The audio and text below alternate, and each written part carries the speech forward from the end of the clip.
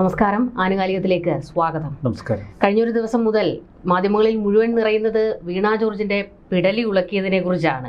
അത് ഇപ്പോൾ വീണ ജോർജിന്റെ അല്ല, കേരളത്തിന്റെയും പിണറായി ഭരണകൂടത്തിന്റെയും പിടലി ഉളുക്കിയിരിക്കുകയാണ് എന്നുള്ള തരത്തിലേക്ക് ട്രോളുകൾ വരുന്നു. എന്നാൽ ഈ പറയുന്ന വീണ ജോർജിന് വട്ടച്ചൊറിയുമായി ബന്ധപ്പെട്ട് ആശുപത്രിയിൽ ICUവിൽ കൊണ്ടിട്ട ആദ്യത്തെ ആളായിരിക്കും വീണ ജോർജ് എന്നൊക്കെയുള്ള പരിഹാസങ്ങൾ പല കോണിൽ നിന്ന് വരുന്നുണ്ട്. എന്നാൽ ഇന്നിപ്പോൾ പോലീസ് ഇട്ട ആ FIR കണ്ടിട്ടാണ് നമുക്ക് ഞെട്ടലുണ്ടാകുന്നത്. ഈ പറയുന്ന വീഡിയോ ദൃശ്യങ്ങളിൽ ഒന്നും തന്നെ വീണ ജോർജിന് നേരെ ഒരു തരി മണ്ണ് പോലും വീഴുന്നത് കാണാനില്ല. പക്ഷേ FIRൽ വധശ്രമം ഉൾപ്പെടെയാണ് വകുപ്പുകൾ ചേർത്തിരിക്കുന്നത്. ശരിക്കും പരിഹാസ്യമായി പോകുകയല്ലേ? കഴിഞ്ഞ ദിവസം മുതൽ CPMന്റെയും അതുപോലെ തന്നെ DYFI, SFIയുടെ ഒക്കെ നേതൃത്വത്തിൽ കാടിളക്കി പ്രതിഷേധമാണ് നടന്നുകൊണ്ടിരിക്കുന്നത്. നമുക്ക് ഒന്നുകൂടി അതൊന്ന് ഈ ദൃശ്യങ്ങൾ റീവൈൻഡ് ചെയ്യുന്ന പ്രോസസ്സ് ഉണ്ടല്ലോ, നമുക്ക് ആദ്യം ഒന്ന് റീവൈൻഡ് ചെയ്ത് നോക്കാം. ഞാൻ പലവട്ടം ഇന്നലത്തെ ആ റെയിൽവേ സ്റ്റേഷനിൽ എന്താണ് സംഭവിച്ചതെന്ന് അറിയാൻ എല്ലാ ചാനലുകളുടെയും ദൃശ്യങ്ങൾ വളരെ സൂക്ഷ്മതയോടെ ഒന്ന് നോക്കി. വീണ ജോർജ് വളരെ കൂളായി റെയിൽവേ സ്റ്റേഷനിലേക്ക് നടന്നു കയറി വരുന്നു. അവരുടെ ഔദ്യോഗിക വാഹനത്തിൽ നിന്നിറങ്ങി. വലിയൊരു പോലീസ് സംഘമുണ്ട്, വലിയ സുരക്ഷാ ക്രമീകരണങ്ങളുണ്ട്. അവർ ഒന്നാം പ്ലാറ്റ്ഫോമിലേക്ക് മെല്ലെ കടന്നു പോകുന്നു. ആ പോകുമ്പോൾ അവരുടെ മുഖത്തൊരു വല്ലാത്ത ധിക്കാരഭാവമുണ്ട്. ആളുകളെ നോക്കിയൊരു പരിഹാസ ചിരിയൊക്കെ. എന്താണ് ഇത്ര വലിയൊരു ധിക്കാരഭാവം എന്ന് നമുക്ക് അപ്പോൾ മനസ്സിലാകുന്നില്ല. പെട്ടെന്നാണ് സൈഡിൽ നിന്ന് 1-2 KSU പിള്ളേർ, അവർക്ക് എഴുന്നേറ്റ് നിൽക്കാൻ പോലും ജീവനില്ല കണ്ടിട്ട്, ഈ കരിങ്കൊടിയായിട്ട് ചാടുന്നു. എണ്ണി നോക്കി ഒരു 4-5 പേർ. ഇന്നലെ നമ്മൾ വാർത്തകളിലൊക്കെ പറഞ്ഞത്, നമ്മൾ പോലും പറഞ്ഞത് 10ഓളം KSU പിള്ളേർ എന്നാണ്. ഈ 10 എന്ന് നമ്മൾ ഉദ്ദേശിച്ചത് ഇതിന് സൈഡിൽ നിന്ന കുറച്ച് കാണികളെ കൂട്ടിയാണ്. കാണികൾ മാറ്റി നിർത്തിയാൽ ഇപ്പോൾ പോലീസ് കസ്റ്റഡിയിലെടുത്ത് റിമാൻഡ് ചെയ്തിരിക്കുന്നത് 5 KSU പ്രവർത്തകരാണ്. അവർ 5 പേരേ ഉള്ളൂ. ബാക്കി ഇത് കാഴ്ചക്കാരായി നിന്നവരാണ്. പോലീസ് സംവിധാനം ഏകദേശം 25ഓളം പോലീസ് ഉദ്യോഗസ്ഥരുണ്ട് അവിടെ. അതിന് പുറമെയാണ് റെയിൽവേ പോലീസ്, മറ്റ് സംവിധാനങ്ങളൊക്കെ. കണ്ണൂർ റെയിൽവേ സ്റ്റേഷനിൽ വലിയ സ്വാധീനമുള്ള ഒരു സംവിധാനമുണ്ട്, CITU. കണ്ണൂർ റെയിൽവേ സ്റ്റേഷനിലെ CITU ശക്തി അത്ര നിസ്സാരമൊന്നുമല്ല. റെയിൽവേ സ്റ്റേഷനിൽ ഒരു ഈച്ച അനങ്ങണമെങ്കിൽ ആ CITU വിചാരിക്കണം. പാർട്ടി പ്രവർത്തകരും അനുഭാവികളും പാർട്ടി ഗുണ്ടകളുമൊക്കെ തമ്പടിക്കുന്ന ഒരു കേന്ദ്രമാണ്. അപ്പോൾ കണ്ണൂർ റെയിൽവേ സ്റ്റേഷൻ എന്ന് പറയുന്നത് പാർട്ടിയുടെ ഒരു കേന്ദ്രം തന്നെയാണ്. അവിടെ ഒരു 5 KSU പിള്ളേർ വന്ന് ഈ ചാവേർ ആക്രമണം നടത്തി മടങ്ങിപ്പോയി എന്ന് പറയുമ്പോഴാണ് നമ്മൾ അതിൻ്റെ അത്ഭുതം മനസ്സിലാക്കേണ്ടത് ഒരു തലത്തിൽ. മറ്റൊരു തലത്തിൽ നേരത്തെ തന്നെ ആരോഗ്യവകുപ്പ് ICUവിൽ കിടക്കുകയാണ്. അതിൻ്റെ കൂടി ഇപ്പോൾ ആരോഗ്യമന്ത്രി കൂടി ICUവിലായിരിക്കുന്നു. പ്രശോഭ പറഞ്ഞത് പൂർണ്ണമായും ശരിയാണ്. ഒരു വട്ടച്ചൊറിയുടെ പേരിൽ ഈ ICUവിലായതിനു ശേഷം 2 ദൃശ്യങ്ങൾ, അത് നമ്മളൊന്ന് പരിശോധിക്കണം. എന്നിട്ട് പിന്നീട് നമുക്ക് ആ റീവൈൻഡിലേക്ക് വരാം. ആ ദൃശ്യങ്ങളിൽ ഒന്നിൽ ഈ സാധാരണ ICUവിൽ പ്രവേശിപ്പിക്കുമ്പോൾ വീണ ജോർജിൻ്റെ ദേഹത്തും കയ്യിലൊക്കെ ഈ ട്യൂബും നമ്മുടെ ട്രിപ്പും മറ്റുള്ള സംവിധാനങ്ങളും ഒക്കെ കാണാം. ആകെ ഓക്സിജൻ മാസ്ക് മാത്രം വെച്ചിട്ടില്ല. പക്ഷേ ഈ തലയ്ക്ക് മുകളിൽ 2-3 സ്വിച്ചുകളുണ്ട് ഈ ICUവിൽ, ബെഡിന് മുകളിൽ. അത് ഓൺ ചെയ്താലേ ഈ സംവിധാനങ്ങളൊക്കെ പ്രവർത്തിക്കൂ. അത് ഓഫാണ്, അത് ഓൺ ചെയ്തിട്ടില്ല. സെറ്റ് ഇട്ടപ്പോൾ ഇത് ഓൺ ചെയ്യാൻ ആളുകൾ മറന്നുപോയി. പിന്നീട് ആ സൈഡിൽ നിൽക്കുന്ന ഒരു നേഴ്സിൻ്റെ ചിരി, ആ ചിരിയിലെല്ലാം ഉണ്ട്. വളരെ അവർക്ക് ചിരി പൊട്ടിപ്പോവുകയാണ്. കാരണം അവർക്കറിയാമല്ലോ ഈ അവസ്ഥ. ഇനി നമുക്ക് റെയിൽവേ സ്റ്റേഷനിലേക്ക് വരാം. ഈ 5 KSU പിള്ളേർ മുന്നോട്ട് കുതിക്കുന്നു.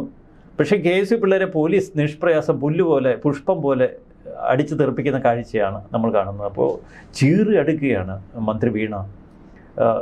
നിങ്ങൾ മുന്നോട്ട് വാടാ എന്നൊക്കെ പറഞ്ഞ് എന്നെ ആക്രമിക്കാൻ കടന്നു വരുന്നോടാ എന്നൊക്കെ ചോദിച്ച് ചീറി അടുക്കുകയാണ് തിരിഞ്ഞ്.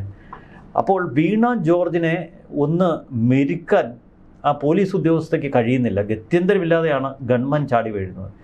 അപ്പോൾ ഇന്നലെ ആദ്യഘട്ടത്തിൽ CPM പ്രചരിപ്പിച്ചത് ഒരു കറുത്ത ഗൗണല്ല, ഒരു കറുത്ത കോട്ടൊക്കെ ഇട്ട്, ഒരു ഫുൾ സ്ലീവ് ഷർട്ടൊക്കെ ഇട്ട് ഒരാൾ ചാടി വീണ ജോർജിൻ്റെ നേർക്ക് ചെല്ലുന്നതാണ്. അപ്പോൾ ആദ്യം ഇതൊരു KSU പ്രവർത്തകൻ ഇനി വേഷം മാറി വരുന്നതാണോ എന്നുള്ളൊരു സംശയം മൊത്തത്തിലുണ്ടായി. പക്ഷെ ഇപ്പോൾ മനസ്സിലായി അത് വീണ ജോർജിനൊപ്പം ഉള്ള ഗൺമാൻ അഭിലാഷാണ്. അഭിലാഷ് ചാടി വീണയെ സംരക്ഷിക്കാൻ ശ്രമിച്ചാണ്. ഇപ്പോൾ വീണയെ എങ്ങനെയെങ്കിലും പിടിച്ചു നിർത്താൻ ആ പോലീസ് ഉദ്യോഗസ്ഥർ ശ്രമിക്കുന്നുണ്ട്. നമുക്ക് കാണാം, ഈ തോളിൽ പിടിച്ചുകൊണ്ട് ഒരാൾ തോളിൽ പിടിക്കാൻ ശ്രമിക്കുന്നതിനിടയിൽ ആ പോലീസ് ഉദ്യോഗസ്ഥയുടെ കൈ കഴുത്തിലേക്ക് പോയോ എന്നൊരു സംശയമുണ്ട്. എന്തായാലും ഈ ആക്രോശവും ബഹളവും ധാർഷ്ട്യവും ഒക്കെ ചെയ്യുന്നതിനിടയിൽ കഴുത്തുളുക്കി സ്വാഭാവികമായി നമുക്ക് അങ്ങനെ വിശ്വസിക്കാം. പക്ഷേ കഴുത്ത് ഉളുക്കിയോ എന്നുള്ളൊരു സംശയം ജനിപ്പിക്കുന്നത് മറ്റ് ചില വിഷ്വലുകളിലൂടെ നമ്മൾ കടക്കുമ്പോഴാണ്. അതിൽ KSU പിള്ളേരൊന്നും ചെയ്തില്ല. അവരെ തട്ടിമാറ്റി പോലീസ് വിരട്ടി ഓടിച്ചു. അതിനുശേഷം അവരെ പുറകെ ചെന്ന് കസ്റ്റഡിയിലെടുത്തു. ഇപ്പോൾ മജിസ്ട്രേറ്റിന് മുന്നിൽ ഹാജരാക്കി. കാരണം ആ FIR-ൽ പറയുന്നത് ഗുരുതരമായ ആരോപണങ്ങളാണ്. മാരകായുധങ്ങളുമായി മന്ത്രിക്ക് മേൽ ചാടി വീണു, കഴുത്തിൽ ഈ മറ്റേ മാരകായുധങ്ങൾ കുത്തി അപായപ്പെടുത്താൻ ശ്രമിച്ചു, കൊല്ലാനുള്ള ശ്രമമാണ് നടത്തിയത്, വലിയ ചാവേർ ആക്രമണമാണ് നടത്തിയത് എന്ന് FIR വായിക്കുമ്പോൾ നമുക്ക് മനസ്സിലാകും. ഇത്ര വലിയ ആക്രമണം നടന്നിട്ടും വളരെ കൂളായി 3-ാം പ്ലാറ്റ്ഫോമിലേക്ക് മന്ത്രി വീണ നടന്നു പോവുകയാണ്. അപ്പോഴാണ് നമ്മുടെ N. ഷംസീർ അവിടെ നിൽക്കുന്ന സ്പീക്കർ. ഇവിടെയാണ് കഥയിലെ ട്വിസ്റ്റ്. സ്പീക്കർ ഷംസീർ വീണയുമായി സംസാരിക്കുന്നു. പെട്ടെന്ന് തന്നെ വീണയ്ക്ക് ഒരു ബോധക്കേട് പോലെ വരുന്നു. ഷംസീർ അവിടെ നിന്നൊരു പ്രഖ്യാപനം നടത്തുന്നു, വീണയെ ക്രൂരമായി ആക്രമിച്ചിരിക്കുന്നു. എന്നാൽ നമ്മളിവിടെ ഒരു വലിയ വൈരുദ്ധ്യം കാണണം. സംസ്ഥാനത്തിൻ്റെ സ്പീക്കറാണ്, മന്ത്രിയെ ഉൾപ്പെടെ സംരക്ഷിക്കാൻ ഉത്തരവാദിത്തപ്പെട്ട ആളാണ്. വന്ദേ ഭാരതിൽ പോകാൻ നിൽക്കുന്നു. മിനിറ്റുകൾ മാത്രമേ ഉള്ളൂ വന്ദേ ഭാരത് ട്രെയിൻ വരാൻ, കണ്ണൂരിൽ നിന്ന് തിരുവനന്തപുരത്തേക്ക് വരാൻ. ഇത്ര ഗുരുതരമായി മാരകമായി ആക്രമിക്കപ്പെട്ട ഒരു മന്ത്രി, അതും പിന്നീട് മിനിറ്റുകൾക്കുള്ളിൽ ICUയിലേക്ക് പ്രവേശിപ്പിക്കപ്പെടാൻ പോകുന്നൊരു മന്ത്രിയെ ആ റെയിൽവേ സ്റ്റേഷനിൽ തനിച്ചിട്ട് ആ സ്പീക്കർ എന്ന കാപാലികൻ തൊട്ടടുത്ത ട്രെയിനിൽ കയറി തിരുവനന്തപുരത്തേക്ക് സ്ഥലം വിട്ടു. അപ്പോൾ അത് ക്രൂരമല്ലേ സ്പീക്കറുടെ ഭാഗത്തു നിന്നുണ്ടായ ആ സമീപനം? സ്പീക്കർ അവിടെ നിന്ന് വീണയെ സംരക്ഷിക്കാനും വീണയെ രക്ഷിക്കാനുമുള്ള ഉത്തരവാദിത്വം ഏറ്റെടുക്കണ്ടേ? അതേ സ്പീക്കർ തന്നെ പറയുന്നു വീണയെ ക്രൂരമായി മർദ്ദിച്ചു, അവരെ കൊലപ്പെടുത്താൻ ശ്രമിച്ചുവെന്നൊക്കെ. അപ്പോൾ ഈ ദൃശ്യങ്ങൾ നേരിൽ കണ്ട തനിക്ക് ബോധ്യമുണ്ട് എന്നാണ് N. ഷംസീർ പറഞ്ഞത്. അത്തരം ബോധ്യമുള്ള ഷംസീർ എന്തിന് സ്ഥലം കാലിയാക്കാൻ ശ്രമിച്ചു? ഇത് വലിയ വൈരുദ്ധ്യമുണ്ടാക്കി. പിന്നീട് നമ്മൾ കാണുന്നത് വീണ ജോർജിനെ 3-ാം പ്ലാറ്റ്ഫോമിൽ നിന്ന് തിരികെ റെയിൽവേ സ്റ്റേഷന് മുന്നിലേക്ക് കൊണ്ടുവരുന്നു. അവിടെ നിന്ന് പെട്ടെന്ന് തന്നെ താലൂക്ക് ആശുപത്രിയിലേക്ക്, ജനറൽ ആശുപത്രിയിലേക്ക് കൊണ്ടുപോകുന്നു. ജനറൽ ആശുപത്രിയിലേക്ക് കൊണ്ടുപോകുന്ന വഴിയിൽ വീണ അസ്വസ്ഥതയോടെ തളർന്നു വീഴുന്നു, ബോധക്കേടുണ്ടാകുന്നു. പക്ഷേ ബോധം കെടുന്നതിന് തൊട്ട് മുൻപ് മുഖ്യമന്ത്രിയുമായി ഫോണിൽ സംസാരിക്കുന്നു. അപ്പോൾ എല്ലാം സെറ്റിട്ടതുപോലെ റെയിൽവേ സ്റ്റേഷനിൽ സ്പീക്കറുടെ സാന്നിധ്യം, മുഖ്യമന്ത്രിയുടെ കണ്ണൂർ സാന്നിധ്യം. ഈ വിവരമറിഞ്ഞ ഉടൻ തന്നെ മുഖ്യമന്ത്രിയും പരിവാരങ്ങളും ജനറൽ ആശുപത്രിയിലേക്ക് പാഞ്ഞു വരുന്നു. മുഖ്യമന്ത്രിയുടെ സന്ദർശനത്തോടെ കേരളം നടുങ്ങുന്ന ഒരു വാർത്തയായി ഇത് മാറുന്നു. പെട്ടെന്ന് തന്നെ ശിവൻകുട്ടി ഉൾപ്പെടെയുള്ളവർ ഞങ്ങൾ തിരിച്ചടിച്ചാൽ നിങ്ങൾ താങ്ങില്ല എന്ന് കോൺഗ്രസിനോട് പറയുന്നു. ഇതിൻ്റെ പ്രത്യാക്രമണം ഒരു പക്ഷേ പാർട്ടി ഏറ്റെടുത്താൽ അത് കേരളം നടുക്കുന്ന തലത്തിലായിരിക്കുമെന്ന CPM നേതാക്കളുടെ മുന്നറിയിപ്പ്. പിന്നീട് നമ്മൾ കേൾക്കുന്നത് കോൺഗ്രസിൻ്റെ DCC ഓഫീസിന് തീ വയ്ക്കാൻ ഇറങ്ങിയ DYFI ഗുണ്ടകളുടെ കാഴ്ചയാണ്. തൊട്ടു പിന്നാലെ പ്രതിപക്ഷ നേതാക്കൾ ഉൾപ്പെടെയുള്ളവർക്കെല്ലാം വലിയ സംരക്ഷണം ഒരുക്കുന്നു, എല്ലാവരും ആക്രമണ ഭീതിയോടെ കഴിയുന്നു എന്ന വിവരം പുറത്തു വരുന്നു. കേരളം കത്തിക്കുന്ന തലത്തിലേക്ക് ഈ സംഭവത്തെ ഉയർത്തിയെടുക്കുന്നു. ഇതുവരെ ഈ സർക്കാരിനെ പിന്തുണച്ചിരുന്ന ചില ചാനലുകൾ ഇന്നലെ വെള്ളം കുടിക്കുന്ന കാഴ്ചയുണ്ട്. വൈകിട്ടത്തെ ചർച്ചയിൽ പ്രതിപക്ഷം, കോൺഗ്രസ്, KSU എവിടെ ദൃശ്യങ്ങൾ എന്ന ചോദ്യം ഉയർത്തി. ആ ദൃശ്യങ്ങൾ എന്നത് പ്രതിപക്ഷ നേതാവ് വ്യക്തതയോടെ പറഞ്ഞു. റെയിൽവേ സ്റ്റേഷനിലെ CCTV ദൃശ്യങ്ങൾ എവിടെ? കേരള പോലീസിൻ്റെ ഒരു വിഭാഗം, റെയിൽവേ പോലീസ് അവിടെ പ്രവർത്തിക്കുന്നുണ്ട്. അവരാവശ്യപ്പെട്ട RPF-നോട് റെയിൽവേയിലെ ഈ CCTV പരിശോധിക്കണം. CCTV ദൃശ്യങ്ങൾ പരിശോധിച്ചു. പക്ഷേ അതിൽ ഒരൊറ്റ KSU പ്രവർത്തകനും മന്ത്രി വീണയുടെ അടുക്കലേക്ക് വരുന്നില്ല, അടുത്ത് പോലും വരുന്നില്ല. RPF പറഞ്ഞു ആ ദൃശ്യങ്ങളിൽ ഒന്നുമില്ല. അപ്പോൾ ദൃശ്യങ്ങളിലില്ലെങ്കിലും ആക്രമണം നടന്നു. ഇതാണ് CPM-ൻ്റെ അടുത്ത ക്യാപ്സൂൾ. ഇവിടെയാണ് നമ്മൾ ഈ KSU പ്രവർത്തകരെ ആദരിച്ചു പോകുന്നത്. കാരണം ഒരൊറ്റ CCTV ദൃശ്യങ്ങളിലോ ഒരൊറ്റ ചാനൽ ക്യാമറകളിലോ ആ റെയിൽവേ സ്റ്റേഷനിൽ അപ്പോൾ ഉണ്ടായിരുന്ന ഒരു 100-500 ആളുകളുടെ മൊബൈൽ ക്യാമറകളിലോ പതിയാതെ എങ്ങനെ വീണയെ ആക്രമിച്ചു? അപ്പോൾ അദൃശ്യമായ ഏതെങ്കിലും മെറ്റീരിയൽ ഉപയോഗിച്ചായിരിക്കും ഈ ആക്രമണം നടത്തിയത്. അതും അത്തരം മാരകായുധങ്ങൾ കേരളത്തിൽ ഈ KSUവിൻ്റെ പക്കലുണ്ടോ എന്ന് പോലീസ് അന്വേഷിച്ച് കണ്ടെത്തണം. ഏതായാലും ഒരു കാര്യം വ്യക്തമാണ്, ഇപ്പോൾ നക്ഷത്രമെണ്ണുകയാണ് പാർട്ടി CPM. മറുവശത്ത് വെള്ളം കുടിക്കുകയാണ് ചില ചാനലുകൾ. ഇന്നലെ വീണ ജോർജിന് നേരെ മാരകമായ ആക്രമണം നടന്നു എന്നായിരുന്നു മിക്ക ചാനലുകളിലും വന്ന ആ ടൈറ്റിൽ. വൈകുന്നേരമായപ്പോഴേക്കും ഈ ചാനൽ സ്റ്റോറികളുടെ ഒക്കെ താഴെ ജനങ്ങൾ പൊട്ടന്മാരല്ല, അവർ കമൻറ്റുകൾ ഇടുന്നുണ്ട്, നിങ്ങൾ ആ ദൃശ്യങ്ങൾ പുറത്തുവിടുമെന്ന്. വൈകിട്ടായപ്പോഴേക്കും ദൃശ്യങ്ങളില്ലാതെ കൊഴിയുക ചാനലുകൾ. ഒടുവിൽ അരുൺകുമാർ നമ്മുടെ റിപ്പോർട്ടറിൻ്റെ അരുൺകുമാറിൻ്റെ ഒരു വലിയ നെടുനീളൻ പ്രസംഗം കേട്ടു. ദൃശ്യങ്ങൾ ലഭ്യമല്ല, വീണയെ KSU പ്രവർത്തകർ ആക്രമിച്ചു എന്ന് തെളിയിക്കുന്ന വിഷ്വൽസ് ഞങ്ങളുടെ പക്കൽ ഇപ്പോഴില്ല. പക്ഷേ ഇത് ധാർമ്മികമായി ശരിയാണോ? വീണ ഒരു വനിതാ മന്ത്രിയല്ലേ? ആ വനിതാ മന്ത്രിയുടെ നേർക്ക് ആക്രോശത്തോടെ പ്രതിഷേധവുമായി ഒരു കൂട്ടം പുരുഷ കാപാലികർ എത്തിയത് അംഗീകരിക്കാൻ കഴിയില്ല. അവർക്ക് വേണമെങ്കിൽ വനിതാ പ്രവർത്തകരെ ഇതിനായി ഉപയോഗിക്കാമായിരുന്നു എന്ന് തുടങ്ങി ഈ പ്രതിഷേധത്തെ തള്ളിപ്പറയുന്ന തലത്തിലേക്ക് ചില ചാനൽ പ്രവർത്തകർ തങ്ങളുടെ ആ വാർത്തയെ ട്വിസ്റ്റ് ചെയ്തുകൊണ്ടിരുന്നു. കാരണം എങ്ങനെയെങ്കിലും ഈ ഒറിജിനൽ ആരോപണത്തിൽ നിന്നൊന്ന് തടി തപ്പണമല്ലോ. പക്ഷെ അവിടെ പ്രതിപക്ഷം അസാധാരണമായി സ്കോർ ചെയ്തു. ഇവിടെ ശ്രദ്ധിക്കേണ്ട ഒരു കാര്യമുണ്ട്. ഈ സോഷ്യൽ മീഡിയ കമൻറ്റുകളിലൊക്കെ ഇപ്പോൾ ഇടതുപക്ഷ പ്രവർത്തകരും അണികളുമാണ് ഇമോജികളിട്ട് കളിക്കുന്നത്. ആകെ ചീറ്റിപ്പോയി, 3G ആയി എന്നൊക്കെ പറഞ്ഞ്. എന്തിനായിരുന്നു ഈ നാടകമെന്ന് ചോദിക്കുന്ന വലിയൊരു വിഭാഗം ഇപ്പോൾ പാർട്ടിയിൽ തന്നെയുണ്ട്. കാരണം ഒന്നാമതേ അടിപതറി നിൽക്കുന്ന ആരോഗ്യവകുപ്പ്, അതിനുകൂടെ കേരളത്തിലിപ്പോൾ ഏറ്റവും വലിയ ട്രോളായി മാറുകയാണ് വീണ ജോർജ്. പഴയ മോണാക്റ്റിൽ സമ്മാനം നേടിയ ചിത്രമൊക്കെ സമൂഹ മാധ്യമങ്ങളിൽ പങ്കുവെച്ചുകൊണ്ടാണ് ഈ പരിഹാസം ഇപ്പോൾ ഉയരുന്നത്. ദൃശ്യങ്ങളുമില്ല, തെളിവുമില്ല, ഒരു മണ്ണാങ്കട്ടയുമില്ല. പിന്നെ എന്തിനാണ് ഈ വട്ടച്ചൊറിയുടെ പേരിൽ ഇവർ ICUവിൽ കിടന്നത്, പിന്നീട് പരിയാരം മെഡിക്കൽ കോളേജിലേക്ക് മാറ്റിയത്? ഈ സംവിധാനങ്ങളൊക്കെ ആരോഗ്യമന്ത്രിയുടെ കീഴിലാണ്. അതുകൊണ്ട് തന്നെ മെഡിക്കൽ ബോർഡിനെ ഇതിനെ നിസ്സാരമായി കാണാൻ കഴിയില്ല. ആരോഗ്യമന്ത്രിയുടെ കഴുത്തിന് പരിക്കുണ്ട് എന്നാണിപ്പോൾ മെഡിക്കൽ ബോർഡിൻ്റെ കണ്ടെത്തൽ. ഈ പരിക്കിന് കാരണം എന്താണെന്ന് അവർ വ്യക്തമാക്കുന്നില്ല. ആ പരിക്കിൽ നിന്ന് അതിൻ്റെ ചെറുചലനങ്ങൾ കയ്യിലേക്ക് വ്യാപിച്ചിരിക്കാം. അപ്പോൾ ശരീരമാസകലം വലിയ വേദന പടർന്ന് അത്യാസന്ന നിലയിലാണ് നമ്മുടെ ആരോഗ്യവകുപ്പ് മന്ത്രി. അപ്പം യഥാർത്ഥ ആക്രമണം എവിടെ നിന്നാണ് ഈ വീണ ജോർജിന് കിട്ടിയത്? നേരത്തെ തന്നെ കയ്യിലൊരു വട്ടച്ചൊറി ഉണ്ടായിരുന്നു എന്ന് തെളിയിക്കുന്ന നിരവധി ദൃശ്യങ്ങളും ഫോട്ടോകളുമൊക്കെ സമൂഹ മാധ്യമങ്ങളിൽ വൈറലാണ്. കാരണം നേരത്തെ നിരവധി പ്രോഗ്രാമുകളിൽ പങ്കെടുക്കുമ്പോൾ ഈ കയ്യിൽ ഈ പാടുണ്ട്. കൈക്കൊരു വേദന ഉണ്ടായിരുന്നു എന്ന് അവർ തന്നെ പലപ്പോഴും പറഞ്ഞിട്ടുണ്ട്. ഇതിൻ്റെ പേരിൽ ഒരു മന്ത്രിയെ, ഒരു ജനപ്രതിനിധിയെ ഇങ്ങനെ ICUവിൽ പാർപ്പിച്ച ഡോക്ടർമാരുടെ ധാർമ്മികത അവർ ഒന്ന് പരിശോധിക്കണം. മുമ്പൊരിക്കൽ നമ്മൾ കണ്ടതാണ് തിരുവനന്തപുരത്ത് ഒരു CPI നേതാവിനെ അന്ന് ശബരിമല കൊള്ളയിൽ നിന്ന് രക്ഷപ്പെടുത്താൻ ICUവിലും പിന്നീട് വെന്റിലേറ്ററിലുമൊക്കെ കയറ്റുന്ന ദൃശ്യങ്ങൾ. പക്ഷേ കോടതി ഇടപെട്ടപ്പോൾ വെന്റിലേറ്ററിൽ നിന്ന് ചാടി ഓടി ജയിലിൽ പോയി കയറിയ ഒരു കഥാപാത്രത്തെ നമുക്കറിയാം. അതിന് സമാനമാണ് ഈ നാടകം. ഈ നാടകം പൊളിഞ്ഞു, നാടകത്തിൻ്റെ അണിയറക്കാർ ഓടി രക്ഷപ്പെട്ടു. പക്ഷേ ഇവിടെ പരിഹാസിയായി ഇപ്പോൾ ആശുപത്രിയിൽ വീണ് കിടക്കുന്ന മന്ത്രി വീണയാണ്. ഈ കൊച്ചമ്മയ്ക്ക് ഇനിയെങ്കിലും ഒന്ന് എഴുന്നേറ്റ് പൊയ്ക്കൂടെ എന്ന് സമൂഹ മാധ്യമങ്ങളിൽ ചിലർ കമൻറ്റുകളിടുമ്പോൾ നമുക്ക് ചിരിക്കുകയല്ല എന്ത് ചെയ്യാൻ കഴിയും? ഇവിടെ ഈ ആരോഗ്യമന്ത്രി കുറച്ചധികം ദിവസമായി ആരോഗ്യമന്ത്രിയും യൂത്ത് കോൺഗ്രസും KSUവും ഒക്കെ ആയിട്ട് അങ്ങോട്ടും ഇങ്ങോട്ടും ബഹളങ്ങൾ നടന്നുകൊണ്ടിരിക്കുകയാണ്. പത്തനംതിട്ടയിൽ നടന്ന പാർട്ടി പരിപാടിയിൽ പങ്കെടുക്കുന്നതിന് വേണ്ടിയിട്ട് പോയപ്പോൾ അവിടെ ആദ്യം ഔദ്യോഗിക പരിപാടികളിൽ പങ്കെടുക്കുന്നു, പിന്നെ പാർട്ടിയുടെ എന്തോ ഒരു പരിപാടി. പക്ഷേ അന്നും ഇതുപോലെ തന്നെ പ്രതിഷേധങ്ങൾ ഉണ്ടായപ്പോൾ വീണ ജോർജ് പറഞ്ഞൊരു സ്റ്റേറ്റ്മെൻറ്റ് ഉണ്ടായിരുന്നു. സംസ്ഥാനം ഭരിക്കുന്ന മന്ത്രിയാണ് എന്നുകൂടി ഒന്ന് ഓർക്കണം. പക്ഷേ അവരുടെ വായിൽ നിന്ന് വന്നത് എനിക്ക് പോലീസ് പ്രൊട്ടക്ഷൻ ഒന്നും ആവശ്യമില്ല, എന്നെ അവിടെ പരിപാടിക്ക് പാർട്ടി പ്രവർത്തകരുണ്ട്, അവർ നോക്കിക്കൊള്ളും. ഒരു ഗുണ്ട ലെവൽ വർത്തമാനമായിരുന്നു മന്ത്രിയുടെ വായിൽ നിന്ന് വന്നത്.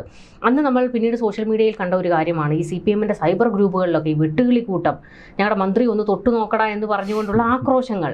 പക്ഷേ ഈ കണ്ണൂരിൽ ചെന്ന് ഇത്ര വലിയൊരു നാടകം അവർ കളിക്കുമ്പോൾ പിന്നെ നമ്മൾ കാണുന്നത് കണ്ണൂരിലെ ഈ CPM പ്രവർത്തകർ ഇളകി ഇറങ്ങുന്ന ഒരു കാഴ്ചയാണ്. നമ്മൾ ഏറ്റവും ഞെട്ടിപ്പോയത് P ജയരാജൻ, അതുപോലെ തന്നെ PK ശ്യാമള, KK രാഗേഷ് ഉൾപ്പെടെയുള്ള ആൾക്കാർ ഇറങ്ങി വന്ന് നിന്ന് തെരുവിലേക്ക് ഇറങ്ങി പ്രതിഷേധം നടത്തുകയാണ് വീണയ്ക്ക് വേണ്ടിയിട്ട്. ഇത്രത്തോളം, അതായത് ഒരു കലാപത്തിന് വേണമെങ്കിൽ ആഹ്വാനം ചെയ്യുന്ന രീതിയിലുള്ള പ്രവർത്തനമായി പോയി വീണയിൽ നിന്നുണ്ടായത്. കാരണം നമുക്കറിയാം ബെല്ലും ബ്രേക്കും ഇല്ലാത്ത ആൾക്കാരാണ് ഈ CPMകാർ. പ്രത്യേകിച്ച് കണ്ണൂരിലാണ് ഇത്രത്തോളം വലിയൊരു അതിഗുരുതരമായ ഒരു സംഭവം അവരിൽ നിന്നുണ്ടാകുന്നത്. ഒരു മന്ത്രി എന്ന നിലയിൽ കുറച്ചുകൂടി മിതത്വം അവർക്ക് പാലിക്കാമായിരുന്നു എന്ന് തോന്നി. അല്ല, കണ്ണൂരിൽ കത്തിച്ചാലേ അത് കേരളത്തിൽ ഒരു വലിയ തീപ്പന്തമായി കത്തിയാളൂ എന്ന് കൃത്യമായി വീണയ്ക്കറിയാം. മറ്റേതൊരു സ്ഥലത്താണെങ്കിലും ഈ നാടകം പെട്ടെന്ന് തന്നെ പൊളിഞ്ഞെടുക്കും. കണ്ണൂരിൽ അവരെ സംരക്ഷിക്കാൻ വലിയ പാർട്ടി വൃന്ദമുണ്ട് എന്നൊക്കെ കണക്കുകൂട്ടി കൃത്യതയോടെയാണ് ഈ നാടകം ഒരുക്കിയത്. പക്ഷേ KSU പ്രവർത്തകർ അവരുടെ അടുക്കലേക്ക് വന്നില്ല. അത് ഒരു പക്ഷേ കേരളം നന്ദി പറയേണ്ടത് ആ പോലീസ് ഉദ്യോഗസ്ഥരോടാണ്. ഏതെങ്കിലും തരത്തിൽ ഒരു KSU പ്രവർത്തകനെങ്കിലും ഈ പോലീസ് തന്നെ വലിച്ച് വീണ ജോർജിനെ മുന്നിലേക്ക് ഇട്ടിരുന്നു എങ്കിൽ എന്താകുമായിരുന്നു സ്ഥിതി? പ്രതിപക്ഷത്തിന് ഏൽക്കുന്ന ഏറ്റവും വലിയൊരു പ്രഹരമാകും. ഈ പറയുന്ന CPM ഈ വീണ ജോർജിനെ ആക്രമിക്കാൻ KSU പ്രവർത്തകർ പ്രതിഷേധിച്ച ശൈലി ശരിയല്ല എന്ന് പറയുന്ന CPM മുമ്പൊരിക്കൽ മുഖ്യമന്ത്രിയായിരുന്ന ഉമ്മൻചാണ്ടിയുടെ നെഞ്ചിൻ കൂടിന് നേർക്ക് ഇടതുപക്ഷ ഗുണ്ട കല്ലെറിഞ്ഞപ്പോൾ അതിനെ അംഗീകരിച്ചു കൊടുക്കുന്ന കാഴ്ച നമ്മൾ കണ്ടു. കെ സുധാകരനെ കൊല്ലാൻ ആക്രോശിച്ച് എത്ര പാഞ്ഞെടുക്കലുകൾ, കെ സുധാകരന് നേരെയുള്ള ബോംബാക്രമണം, ടി പി ശ്രീനിവാസൻ്റെ കഴുത്തിന് പിടിച്ച് തള്ളി അദ്ദേഹത്തെ ഒരു സെമിനാർ ഹാളിന് പുറത്ത് വെച്ച് ആക്രമിച്ച് SFI ഗുണ്ടായിസം, ഒരു പ്രിൻസിപ്പലിൻ്റെ നേർക്ക് കരിയോയിലൊഴിച്ച് പ്രതിഷേധം നടത്തി അവരുടെ മറ്റൊരു പ്രിൻസിപ്പലിൻ്റെ മുടി മുറിച്ച് മാറ്റിയ ഒരു മറ്റൊരു പ്രിൻസിപ്പൽ റിട്ടയർ ചെയ്തതിന് തൊട്ട് പിന്നാലെ അവരുടെ കസേര കൊണ്ട് കത്തിച്ച ക്രൂരത. ഇതുപോലെ എത്ര ക്രൂരതകൾ നമുക്ക് മുന്നിൽ നമ്മൾ കണ്ടിട്ടുണ്ട്. മുൻപ് ഇതേ സോളാർ സമരത്തിൻ്റെ പേരിൽ ഇതേ CPM ഗുണ്ടകൾ അന്ന് ഉമ്മൻചാണ്ടിയുടെ നേർക്ക് നടത്തിയ പ്രതിഷേധത്തിൻ്റെ ശൈലി കേരളം നടുങ്ങിപ്പോകുന്നതല്ലേ. അന്ന് കേരളത്തിൻ്റെ ധനകാര്യമന്ത്രിയായിരുന്ന KM മാണിയുടെ നേർക്ക് ഇടതുപക്ഷം നടത്തിയ ആക്രോശങ്ങൾ, അന്ന് നിയമസഭയിൽ കാട്ടിയ പേക്കൂത്തുകൾ. അപ്പോൾ ധാർമ്മികത പ്രസംഗിക്കുന്നവർ ഇതൊക്കെ ഒന്ന് ആത്മകഥനം ചെയ്യണ്ടേ?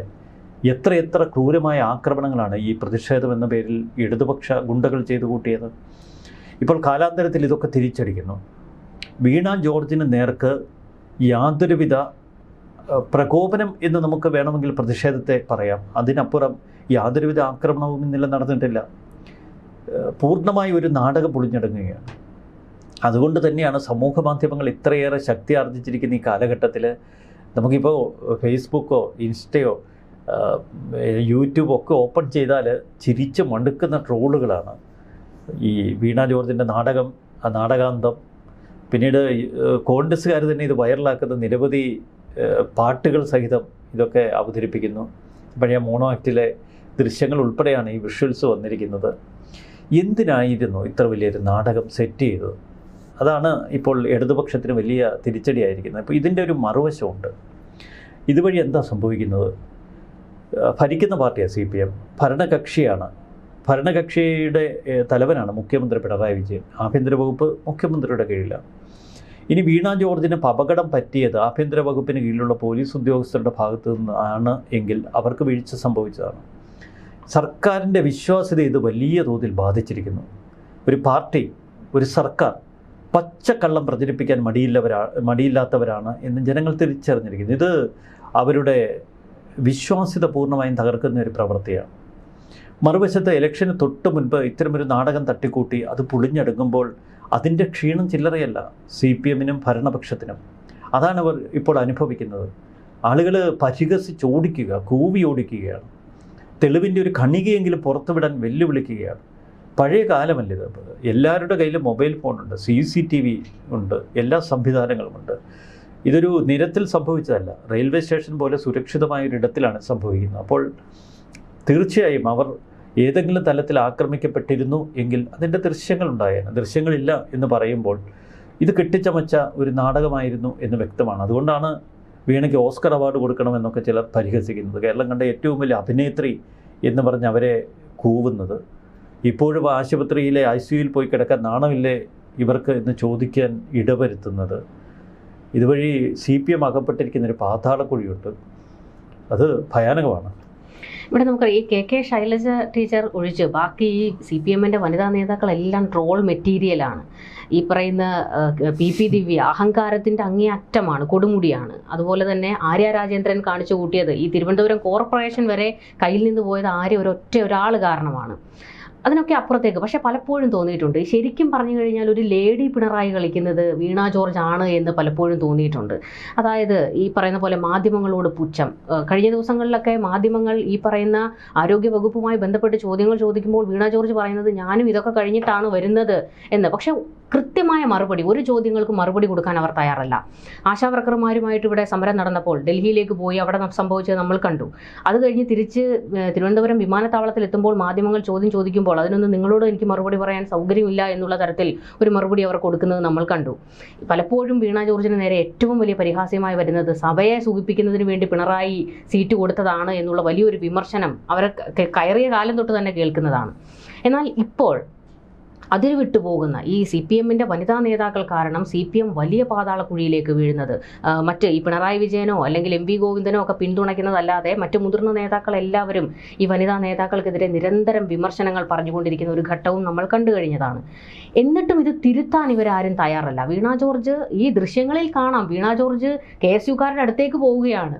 കഴിഞ്ഞ ദിവസം പത്തനംതിട്ടയിൽ ഇത് തന്നെയാണ് സംഭവിച്ചത്. യൂത്ത് കോൺഗ്രസ്സുകാർ വരുമ്പോഴത്തേക്ക് കാറിൽ നിന്ന് ഇറങ്ങി പോലീസിനെ മാറ്റി നിർത്തിയിട്ട് നേരിട്ട് ഇറങ്ങി ചെല്ലുകയാണ്.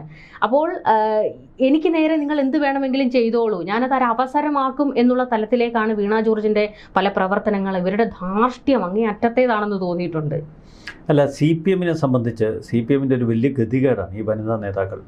നമുക്കറിയാം, PK ശ്രീമതി മുതൽ പലരുടെയും കഥകൾ നമ്മൾ പലപ്പോഴും കേൾക്കാറുള്ളത്. ഇപ്പോഴത്തെ ഒരു പുതിയ തലമുറ നേതാക്കളാണ് PP ദിവ്യ, ആര്യ രാജേന്ദ്രൻ തുടങ്ങിയ താരങ്ങൾ. ഒരു ജനപിന്തുണയുള്ള ഒരൊറ്റ വനിതാ നേതാവിനെ ഇതിനുള്ളിൽ ചൂണ്ടിക്കാട്ടാൻ കഴിയില്ല. പണ്ടൊരു ടീച്ചറമ്മ എന്ന കെട്ടിലമ്മ വന്നിരുന്നു.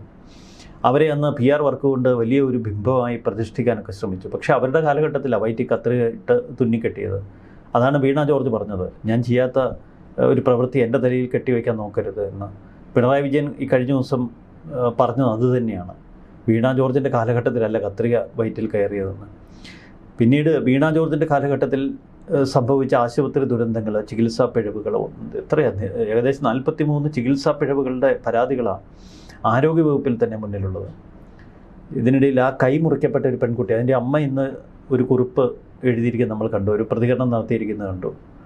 വീണ ജോർജിൻ്റെ വേദനയെ പരിഹസിച്ചുകൊണ്ടാണത്. ഒരു കൈമുറിച്ച് മാറ്റിയതിലും വലുതല്ല കൊതുക് കടിക്കുന്ന ഒരു കൊതുകടി എന്നുള്ള നിലയിലാണ് അവർ ഇതിനെ കണ്ടിരിക്കുന്നത്. കറക്റ്റാണ്. പക്ഷേ എന്താണ് CPMനുള്ള വനിതാ നേതാക്കളുടെ ഈ ഒരു ഗതികേട്? അവർക്ക് ധാർഷ്ട്യം പടർന്നു കിട്ടുന്നതങ്ങ് മുകളിൽ നിന്നാണ്.